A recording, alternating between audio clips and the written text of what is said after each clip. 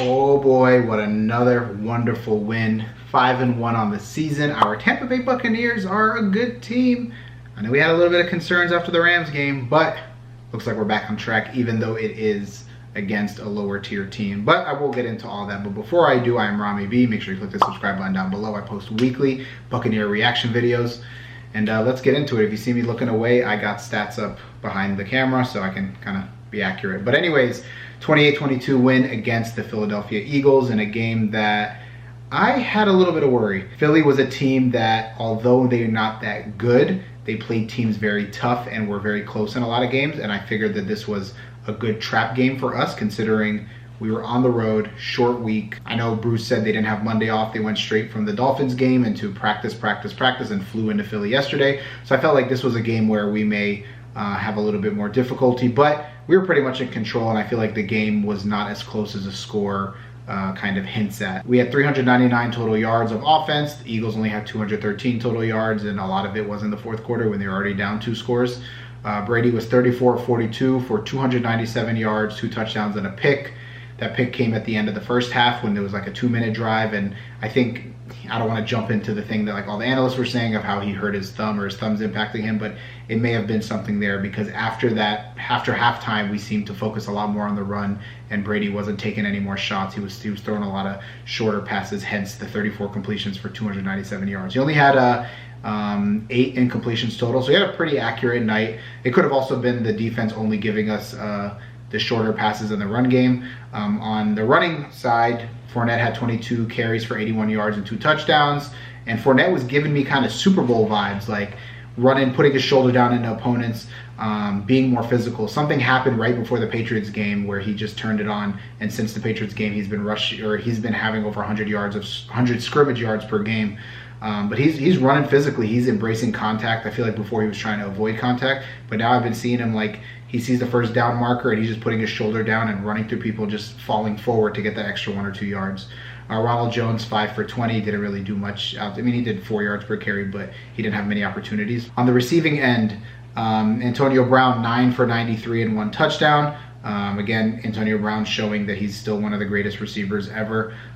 Very shifty. He's easily our shiftiest and most explosive receiver. He caught that pass and just exploded into the end zone.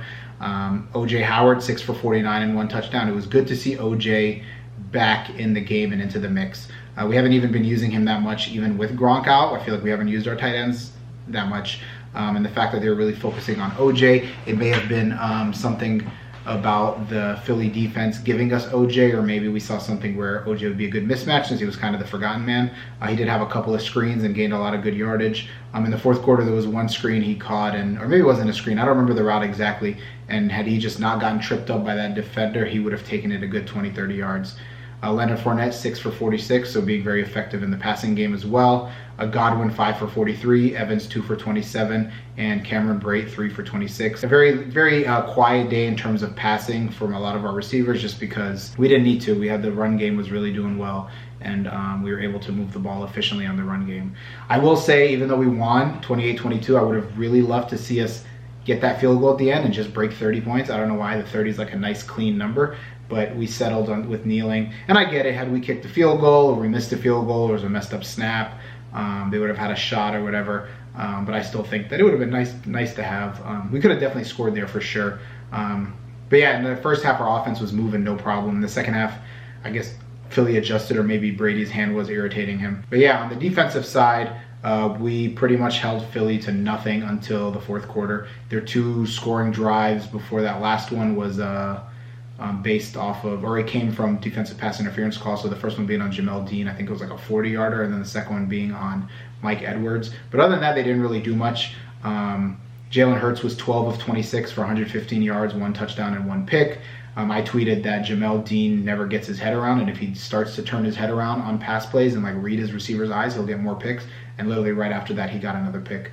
Right now, Richard Sherman went down, which is definitely a big loss, but now we've held 3 opponents to under 25 points and like literally almost no offense.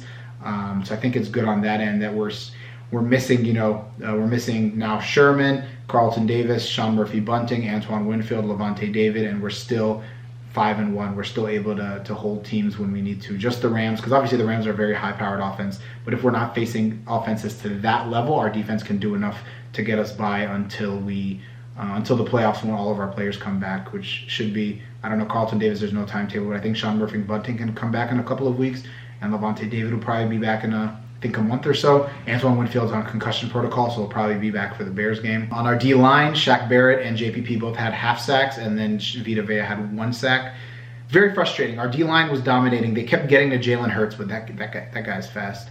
There was a couple plays where Shaq Barrett literally got in and was like this close and was chasing Hurts, and Hurts is just a little bit faster and would turn that potential sack into just getting to the line of scrimmage or getting an extra yard. Vita Vea, of course, being a monster. That one play with Miles Sanders where he tried rushing and Vita Vea just kind of shed his block and just wrapped him up and literally just bear hugged him and wouldn't let him get any yards. Again, our D-line is starting to get home, but we're facing, at least last week with Jacoby Brissett, we couldn't get him down for some reason. Today, we just couldn't get a hand on Jalen Hurts. Next week, when we play the Bears, we're going to have to try to get on their quarterback. I don't know why his name is slipping my mind right now. But we're going to have to get hands on him too because he can also rush. Our run defense didn't do that well in the fourth quarter. We were doing well overall, but in the fourth quarter we kind of slipped. Miles Sanders had 9 rushes for 56 yards. Jalen Hurts 10 rushes, 44 yards, and 2 touchdowns. We knew Jalen Hurts would get his rushes in, but Miles Sanders had 2 big runs at the end of in the fourth quarter.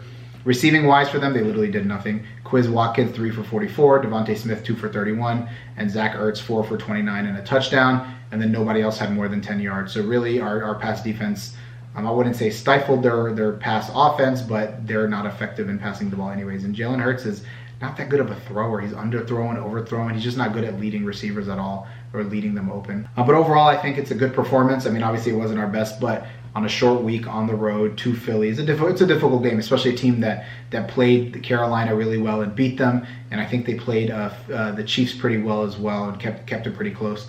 So the fact that we were able to go in, get our business, take care of business and come back home is great. Now we have a good, 10 days of rest until the Bears. Enough time to get Levante David back. Maybe, very small chance, maybe Antoine Winfield will be back. Tom Brady's thumb will be able to heal a little bit, and whatever dinks and dunks other players have or little injuries, maybe Gronk will be back as well. But players that are currently active and playing, maybe they'll get a little bit of time to kind of rest and recover. I do want to say, though, that Brady, he broke this record last week, but he had the Bucs record for 199 consecutive passes without a pick, and today the record broke at 227 pass attempts. He's going to throw picks. I mean, I know people are going to be like, oh, look at that. He has 3 picks in 6 games, and he has now, 17 touchdowns, 2,000 yards. I think he broke 2,000 yards. Over 2,000 yards, 17 touchdowns, and 3 picks. That's great in 5 games. Put that over, a whole season. I think he's still on pace to break 50 touchdowns, 6,000 yards, and probably end up with under 8 picks anyways. But overall, great performance, I would say. Now we can just rest and get ready for the Bears. The Bears are a little worrisome just because for some reason the Bears always play us really tight, and we have a hard time beating the Bears. But I think that we'll be all right. They haven't been looking too good. Their defense is still pretty good, but their offense isn't doing much. And with some rest and maybe more time to prep for them, we should be all right. But yeah, let me know down below what you think. A good win. The game wasn't super exciting. I mean, we were kind of in control the whole game, and I didn't really feel that they were going to come back and win. When they did go for that 2-point conversion, it kind of surprised me, and I was like, but I figured we would move the ball and just burn enough time to essentially kick a field goal and end it, or in our case, just hold the ball long enough to kneel it. But yeah, let me know down below what you thought of today's performance, and it's good to be 5-1, first place in the NFC South still, and in a commanding lead. I mean, we're 1.5 games technically now above the Saints and Panthers. We just have a 1 division win so far, so I don't know how the tiebreakers would go and all that stuff, but yeah, we're first place and feels good. Yep, 5-1. We haven't been this good since 07, 08, I want to say, had a record like this. But yeah, exciting time to be a Buccaneer. Let's keep the train going. Let's beat Chicago Bears next week and keep it moving, keep it rolling. Thank you for tuning in as always, and I am out. Let's go! You a Buccaneer fan? Let me know. We about to win this thing at home. Let's go! Buccaneers.